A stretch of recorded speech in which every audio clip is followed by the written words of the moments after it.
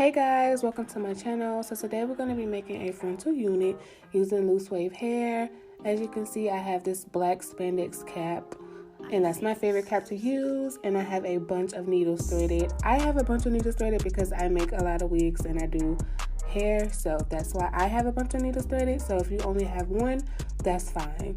So the first thing that we want to do is make sure that the lace is even on both sides. You don't want to have more lace on one side than you do on the other, because that will make your unit uneven.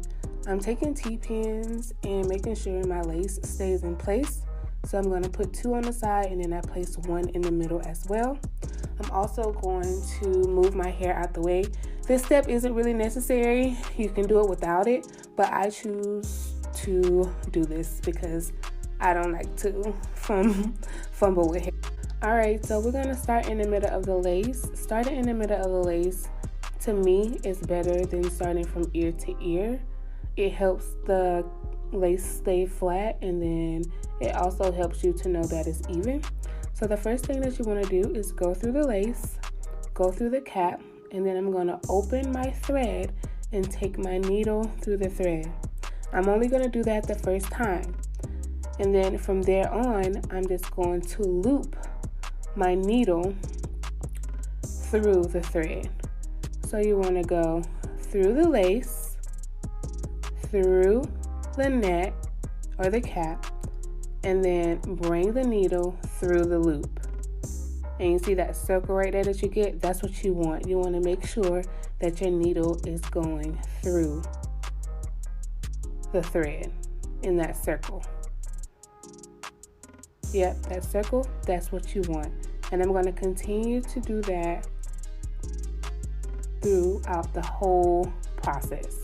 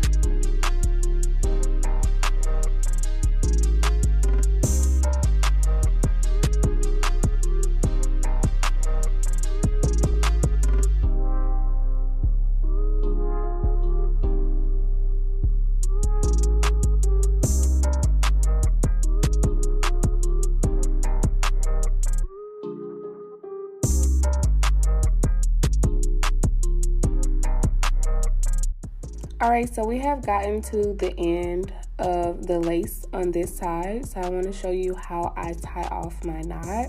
So I'm going to do the same thing, go through the lace and through the cap. You just want to make sure that you go through the top part of the cap and not completely through that cap at the bottom, because it will be too tight.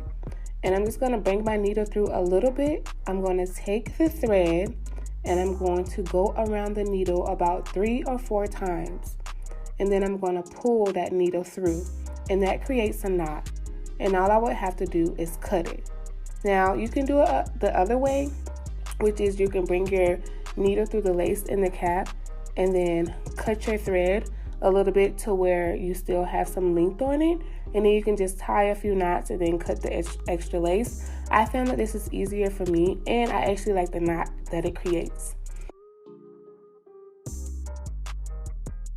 So I went ahead and I did the exact same thing that I did on the first side to the second side. And as you can see, it looks exactly the same. So we're about to get ready to sew on the tracks. I'm going to pull my cap down, stretch it down all the way to make sure, one, that the tracks are properly laid on there, and two, I'm stretching it down because I want to make sure that the cap fits properly and that there's no excess buildup in the middle. So I took my T-pins and I made sure that that cap was stretched out. All right, so we're getting ready to sew it on. Like I said the first time, you want to go through the weft, and then you want to take it through the cap, and you want to also use the loop method. So just make sure you go through the weft when you first initially start off, through the cap, and then you want to loop the needle through the thread. You can also use a T-pin or any type of pin to hold your track across so you won't have to hold it. That makes it a little easier until you feel comfortable that you can hold it, but it also helps you go faster as well.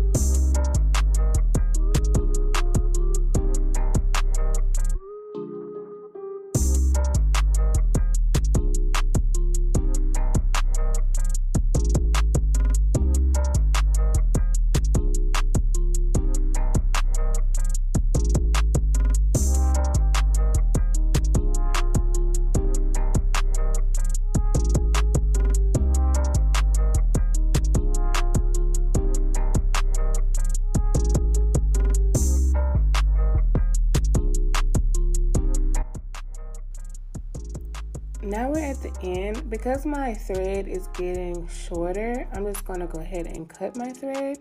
So I'm going to do the same method of looping the thread around the needle, and then I'm going to pull the needle to create a knot, and then I'm going to just cut the excess thread that we have on there.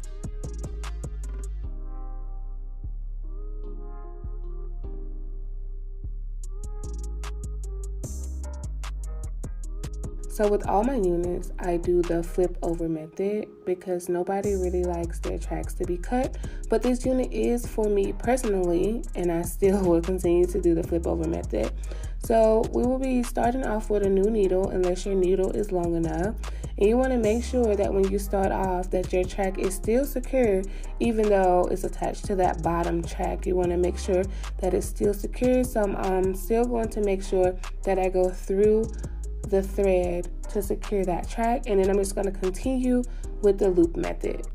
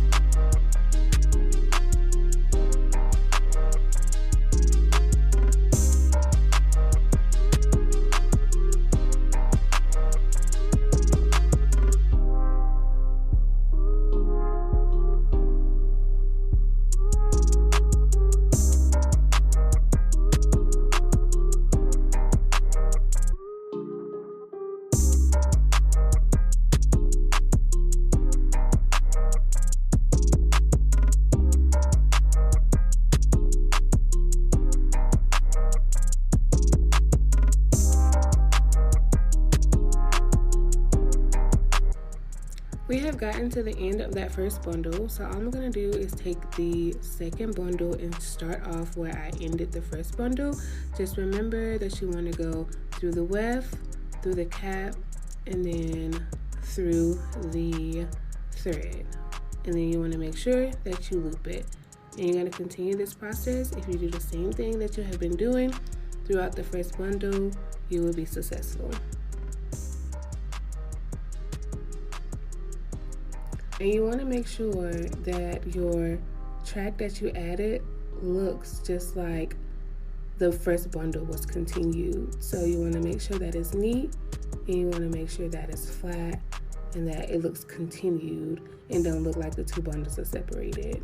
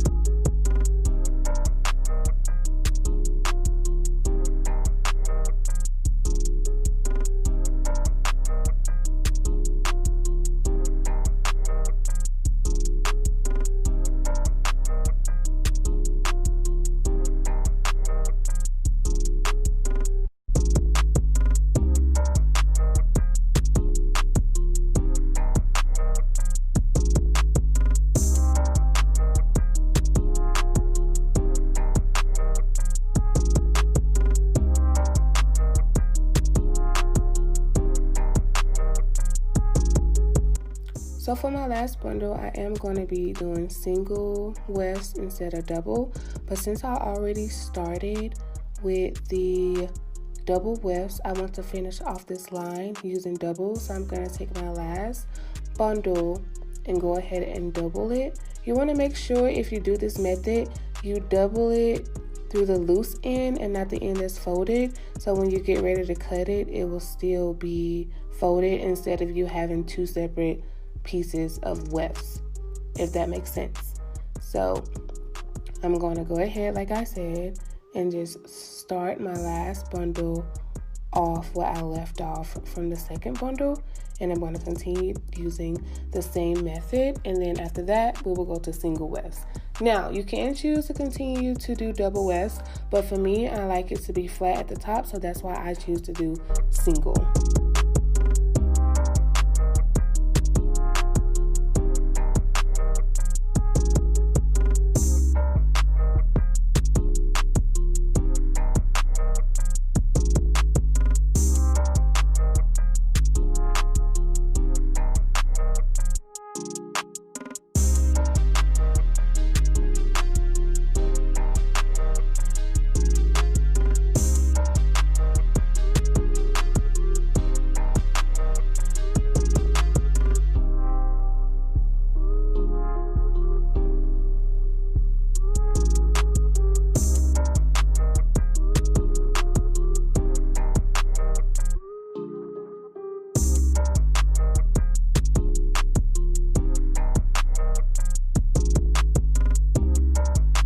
Alright, so we are all done adding that small portion from that third bundle. You want to make sure that it looks like it all goes together. You see how neat that is? That is what you want to make sure if you're adding a weft to that bundle that ended off. Alright guys, we're almost done. So I'm taking my single weft now, and I'm just going to continue to sew the tracks like I have been doing throughout the whole process. I personally don't like to sew my tracks on top of the lace. I just like to get as close to that lace closure as I can, but I don't want to sew it on top of the lace because I still want it to be flat, and then if I decide to ever switch out my lace, I can do that. So it's your preference. If you feel more comfortable sewing it on the lace to make sure everything is intact, you can do so, or you can follow my method.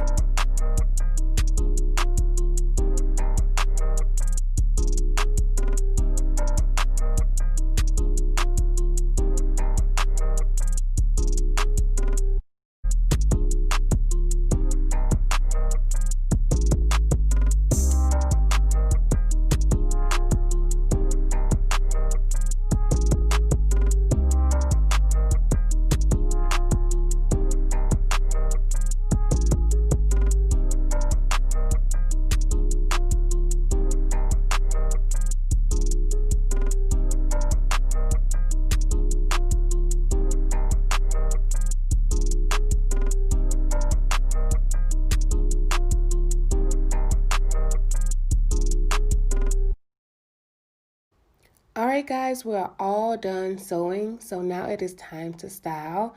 I am going to use some Niobe mousse or styling foam to style this with some water. And as you can see right now, here are a few styles that you can rock with this unit. And you can style your unit as desired. I hope you guys enjoyed this video. Please give this video a thumbs up. Like, comment if you would like. I love all the comments. And I thank you guys for stopping by. Make sure you guys subscribe. Bye.